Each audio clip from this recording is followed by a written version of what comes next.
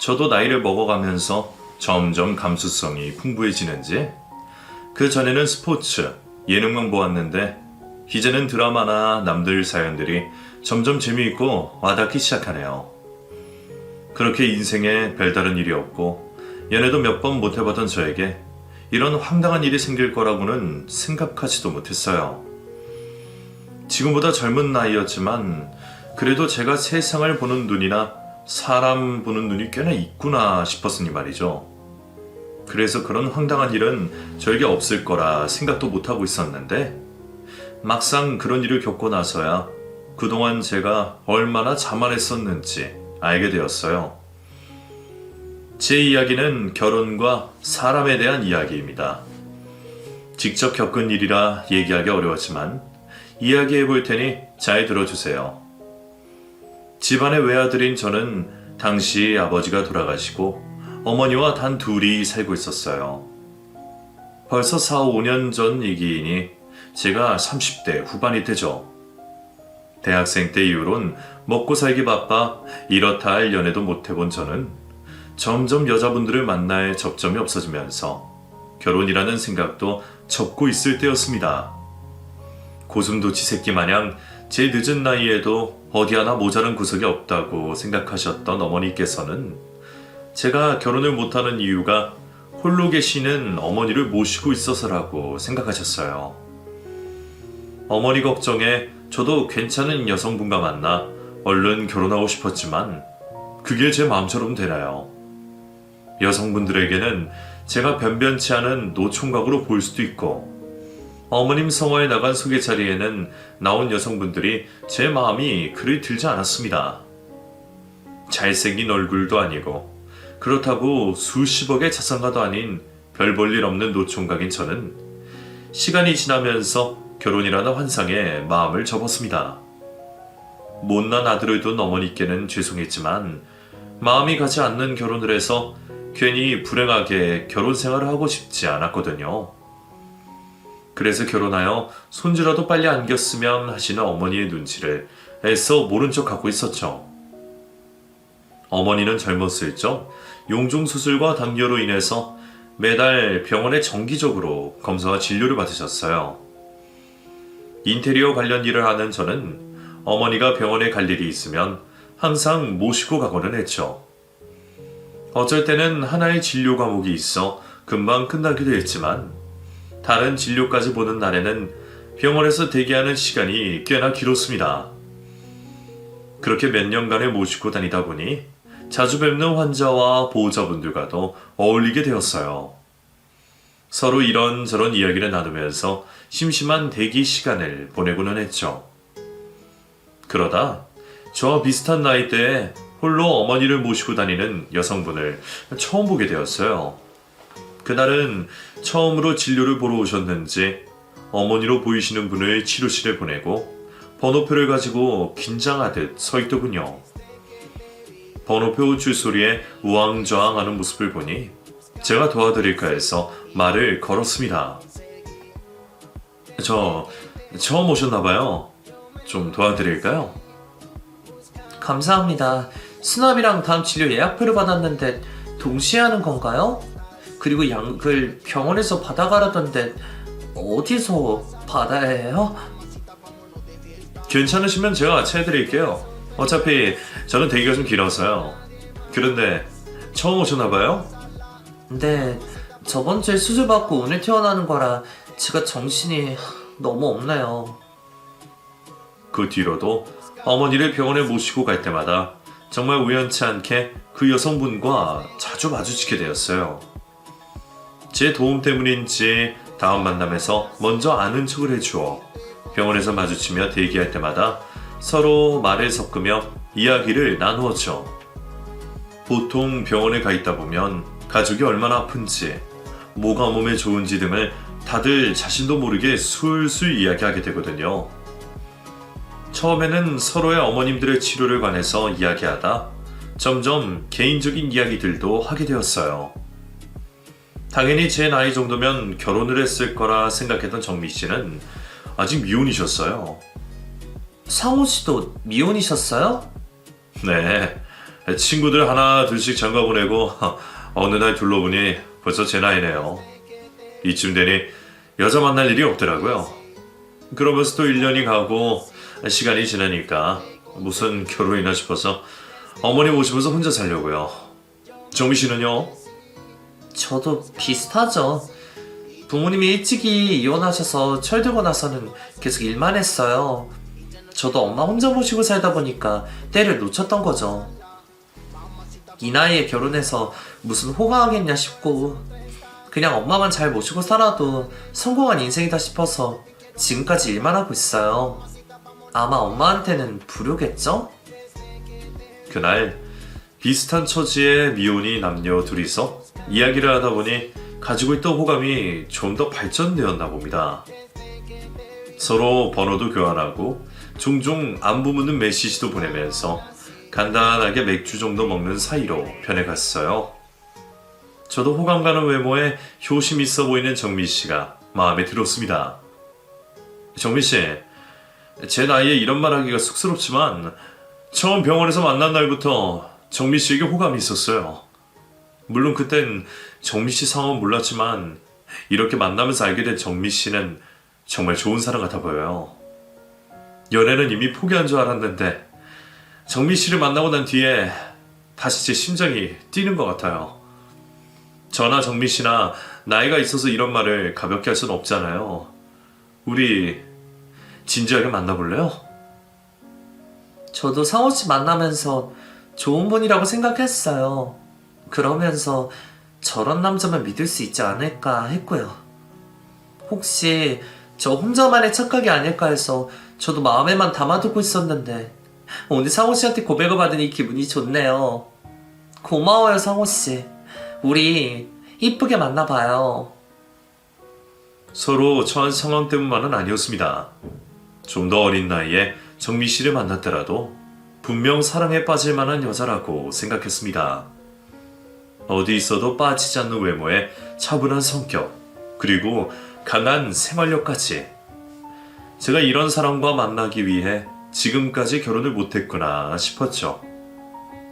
부모님의 이혼으로 어머니 밑에서 어렵게 자라온 정미 씨는 어린 시절 방황이나 탈선을 할 수 있는 환경에도 불구하고 홀로 일하시는 어머님을 돕기 위해서 어린 시절부터 열심히 일을 해왔다고 했어요. 데이트를 하면서 일을 하고 있는 학생들을 보며 자신의 예전이 생각난다고 저에게 에피소드를 이야기해 주는데 그 고생담을 다 들으려면 하루 종일도 이야기를 할 수 있을 정도였죠. 그런 말만 들어도 그동안 정미가 얼마나 열심히 살아왔는지 알 수 있었고 상처로 성한 곳 하나 없는 손을 볼 때면 제 가슴이 아파왔습니다.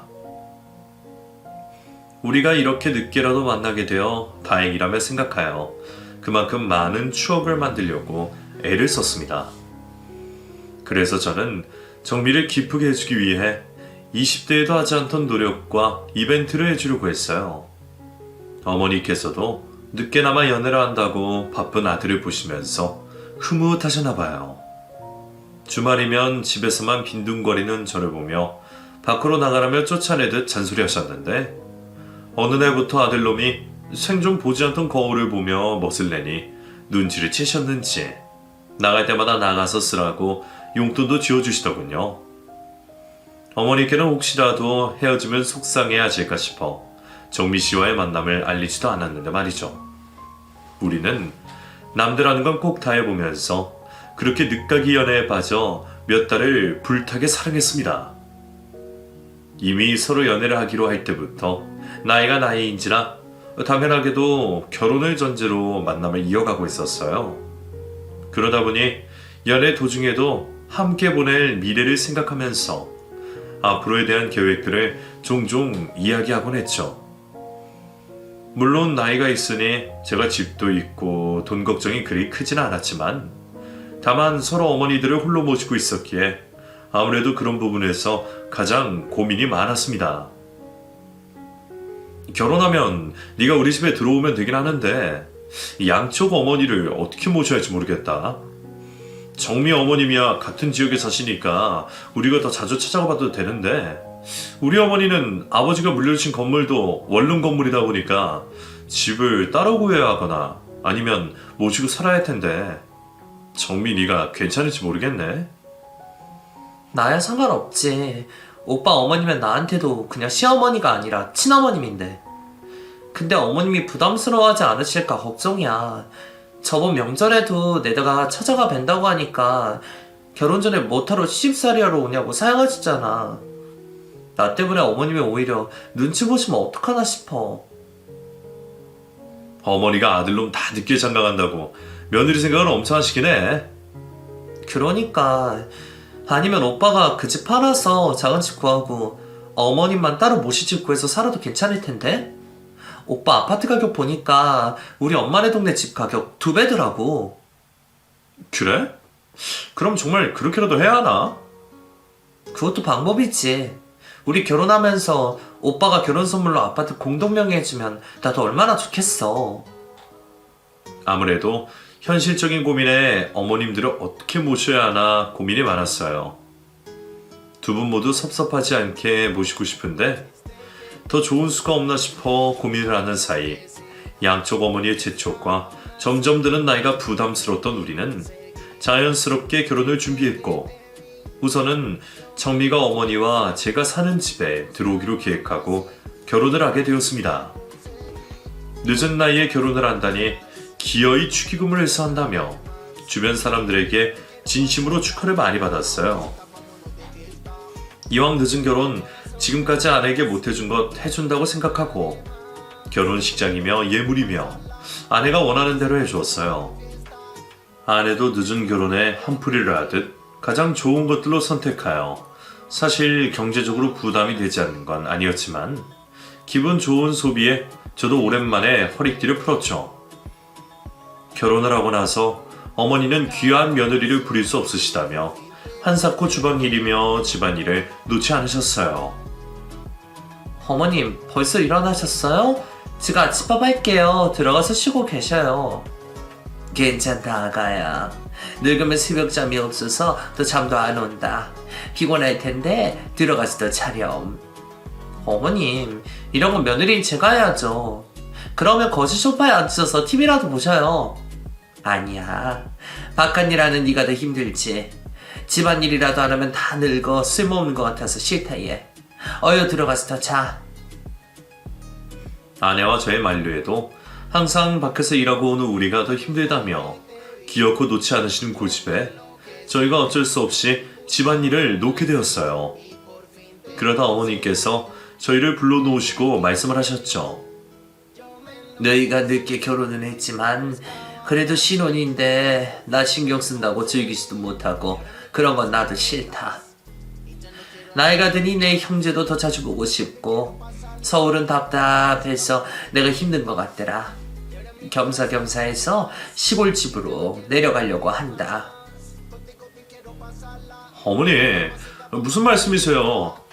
병원도 정기적으로 가셔야 하는데 거긴 병원도 없고 또 고향 떠나오신 지 벌써 50년이 넘으셨잖아요.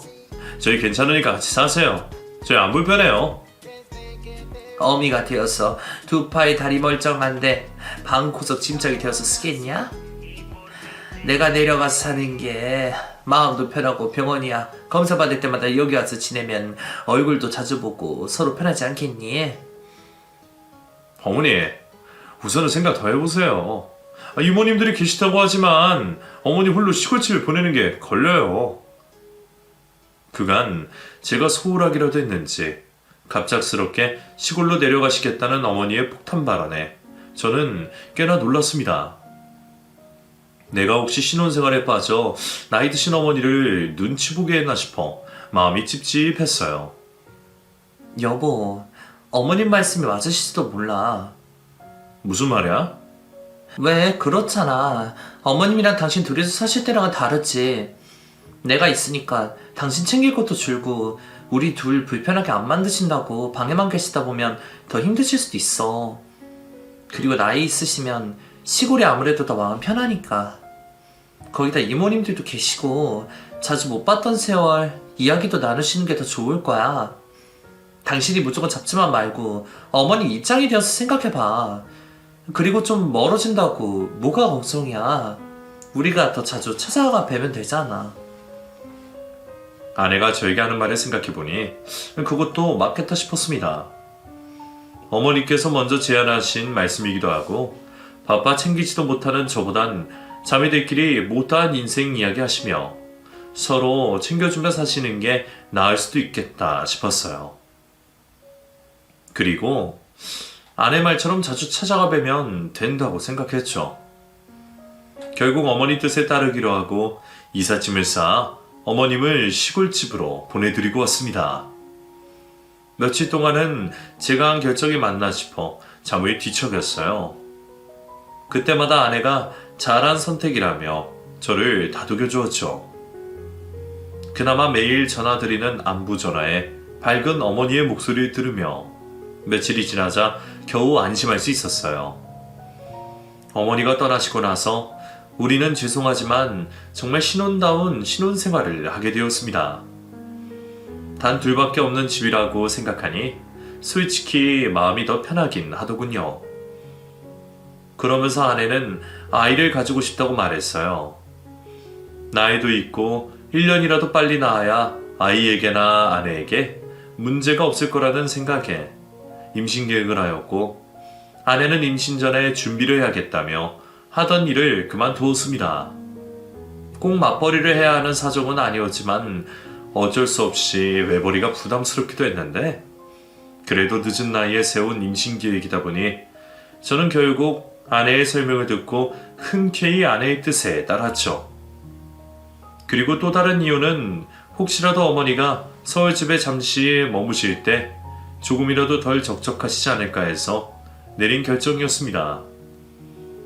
어머니는 병원 진료와 검사를 받으시고 3일에서 5일 정도 서울집에서 머무시다 내려가시곤 했어요. 아무래도 연세도 있으시고 시골에서 한번 올라왔다 당일 바로 내려가시기엔 체력적으로 무리가 있지 않을까 해서 가족 모두가 내린 결정이었죠. 어머니가 올라오시는 날에는 혹시 잠시 계시는 동안 불편하시지 않을까 항상 만반의 준비를 다 해놓고 아내에게 잘 부탁한다며 일을 하러 나갔죠. 시골 계시면서 잠시 올라오셨는데 바깥 일로 제 얼굴도 오래 못 비춰서 죄송한 마음밖에 없었습니다. 그래서 그런 날에는 아내에게 어머니 잘 챙겨드리라며 용돈도 좀 더 넉넉히 주곤 했어요. 바쁘다는 이유로 생각보다 더 자주 찾아뵙지 못한 죄송한 마음에 저는 그렇게라도 마음을 대신하고 싶었습니다. 그런데 어느 날부터인가 어머니께서 점점 더 일찍 시골집으로 내려가시는 겁니다. 어머니, 준비를 왜 이렇게 일찍 하세요?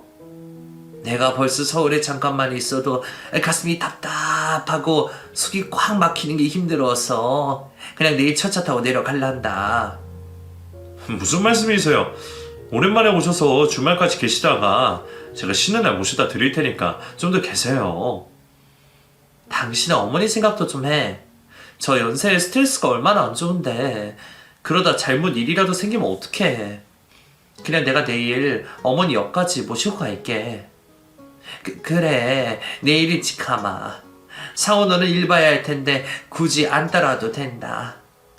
아, 어머니, 그래도 좀 더 이따 가시지. 어머니 말씀처럼 시골에 벌써 적응하셔 도시가 답답하신 건지 고령에 힘드실 텐데 며칠만 더 있자는 제 말에도 굳이 내려가시겠다는 어머니를 말리지 못했어요. 그러면서 점점 머무는 날이 짧아진 어머니께서는 어느 날에는 반찬통만 문 앞에 두고 바로 시골로 내려가 버리신 겁니다. 다행히 일이 빨리 끝난 제가 아파트 엘리베이터를 타고 올라가는 길에 마주쳐 모시고 들어갈 수 있었어요. 당신 왔어? 어머니도 요 앞에서 만나서 모시고 왔어. 어머니가 뭐가 바쁘시다고 반찬통만 놓고 가시려는 거야. 아, 그래? 어머니 들어오시지 왜 그러셨어요? 미안하다 아가야. 몰래 가려 했는데 내려가는 길에 상호를 만나서. 상호야, 애미가 시골집에 일이 있어서 그래. 그래서 먼저 내려가 보마. 무슨 소리세요? 어머니 잠깐 있는다고 큰일 나는 거 아니시잖아요. 며칠만 있다가 내려가세요. 아유, 그래도 내가 있으면 세아가도 불편해하고 너도 불편해하잖니. 계속 무슨 말이세요? 잠시 계신데 왜 불편해요? 당신도 안 불편하지? 어? 어머님 편히 계세요. 어머니와 아내 사이에 무슨 일이라도 있었는지 서로 눈치를 보는 모습이 저는 이상함을 느꼈어요. 계시는 동안도 계속 우리의 눈치를 보듯 행동하시는 어머님 모습에 혹시 아내와 무슨 일이 있나 싶었죠. 결국 계속 불편해하시는 어머니를 모시고 있을 수는 없어 제가 주말에 시골집으로 모셔다 드리고 집으로 와 아내에게 물어보았습니다. 혹시 당신 어머니랑 무슨 일 있어? 왜? 어머님이 무슨 말이라도 하셔? 아니, 집에서 계시는 동안 계속 눈치를 보시니까 이상해서. 그리고 그냥 물어보는 건데 왜 이렇게 날카롭게 말을 해? 아니, 당신이 내가 무슨 일이라도 한 것처럼 말하니까. 그날도 어머니가 오셨는지도 몰랐는데 무슨 일이 있었겠어. 반찬통 놓고 가실 때도 벨 누르시거나 하시지 않으셨어? 음식 상할지도 모르는데 그걸 그냥 놓고 가시지는 않을 거 아니야. 당신 정말 무슨 말이 그래? 그럼 내가 어머니 오신 걸 그냥 내쫓기라도 했다는 거야? 그래, 내가 쫓아냈나 보다. 그렇게 생각해서 마음이 편하면 마음대로 생각해. 이제 와서 나 만나는 거 후회돼서 이러는 거야? 아니야. 그냥 물어본 걸 가지고 왜 그렇게 예민해? 미안해. 내가 너무 예민하게 굴었나 보다. 그런 거 아니야. 아내의 신경질적인 모습에 의심은 갔지만 제가 너무 예민하게 생각한 듯해 이내 생각을 멈추게 되었고 그날 이후로 어머니께서는 매번 반찬통만 놓고 내려가셨습니다. 며칠 머무시다 가라는 제 부탁에도 어머님은 고집을 꺾지 않으셨어요. 그나마 제가 병원을 모셔다 드리는 걸로 만족해야 했죠. 그때라도 수상한 아내와 피하는 듯한 어머니를 더 집요하게 추궁했어야 했나 봅니다. 그 일을 그저 어머님의 노파심과 괜한 고집으로만 생각한 저는 그 일은 잊은 채 아내와 다른 갈등을 빚고 있었어요. 결혼 전과 어머니가 시골집으로 가시게 되면서 자주 찾아뵙자는 약속을 지키지 않고 있었거든요. 아내는 가깝게 계시는 장모님이 외로워하실 거라며 매주 저와 함께 처가댁을 가기를 바랬고 저도 당연히 자주 찾아가야 한다 생각해 시간을 내어 아내와 같이 매주 찾아뵈었죠. 아이고, 우리 정미라 이서방 왔나? 엄마 나왔어. 뭐야? 왜 저번 주보다 살도 빠지고